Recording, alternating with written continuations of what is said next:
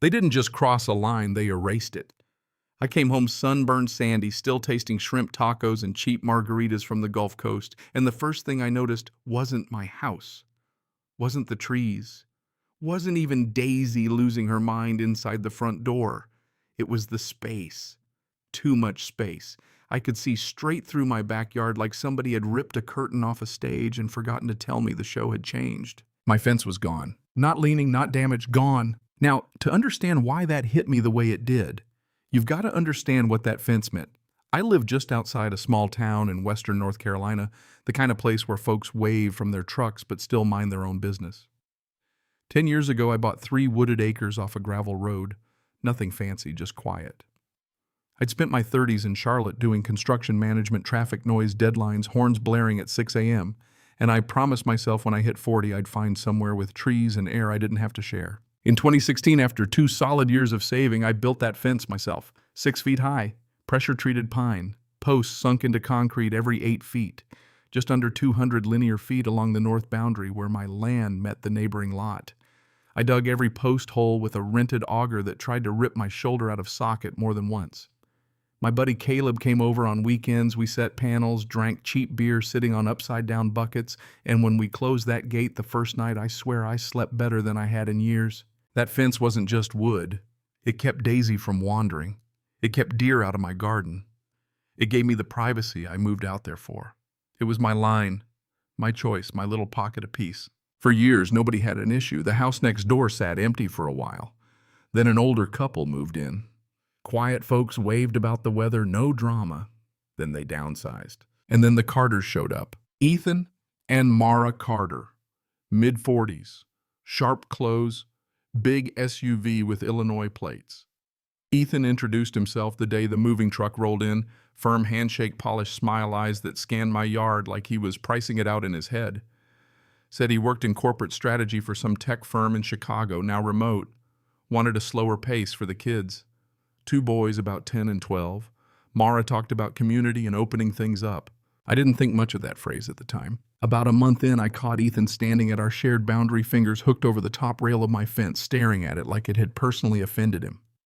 When he saw me walking Daisy, he shook his head slow. "You ever think about taking this down?" he asked, casual as ordering coffee. "Taking what down?" I said, though I knew. "This wall, it's divisive. Don't you think we're neighbors?" "We could open up the yards. One big shared space. The boys would love it." I scratched Daisy's ears, bought myself a second. "I built that fence," I said. "It's on my property line. I like my privacy." He smiled, but it didn't reach his eyes. "Property lines are just lines on paper, man.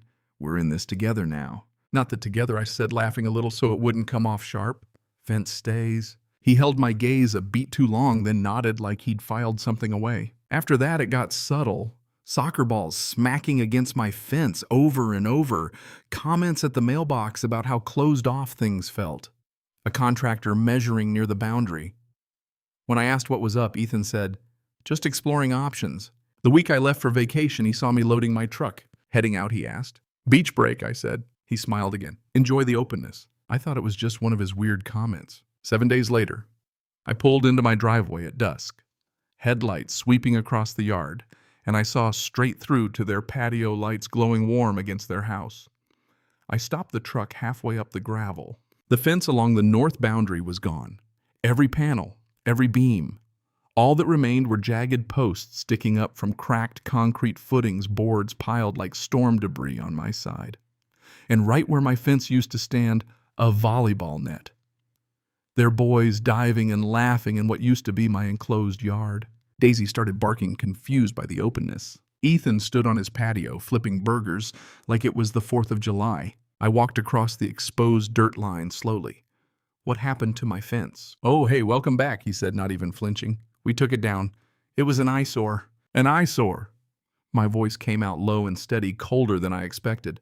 "That fence is on my property." He shrugged. "Our landscape architect said the flow would be better without a barrier. The boys need room to run. It's healthier." "You demolished my fence." "We removed it," he corrected, like that made a difference. "Most of it's at the dump. Disposal wasn't cheap either, $1,200. If you want to split that, we can settle up on Venmo." There's a moment when anger goes so deep it turns cold. That was mine. "I told you the fence stays," I said. "You'll adjust," he waved the tongs. Once you get used to the openness, you'll thank us. U.S. That's when I knew it wasn't about kids or landscaping. It was about control. About someone deciding they knew better what my land should look like. I went inside, took photos. Every broken post, every splintered board, the volleyball net planted right over my line. Then I called someone I hadn't talked to in years, Laura Bennett, high school friend, now a real estate attorney. When she saw the photos the next morning, her jaw tightened. They did what? I told her everything. This is textbook trespass and destruction of property, she said calmly. We're not just rebuilding a fence. She drafted a demand letter that afternoon, firm, precise, citing my survey, local building codes, county records, certified mail, email copy. 2 days later, Ethan's response came not from him, but from a downtown Chicago law firm. Heavy letterhead. 3 attorneys, polished and condescending. They claimed the fence was unsound, framed the removal as a good faith aesthetic improvement, offered to split the cost of a 3-foot decorative hedge along the approximate boundary.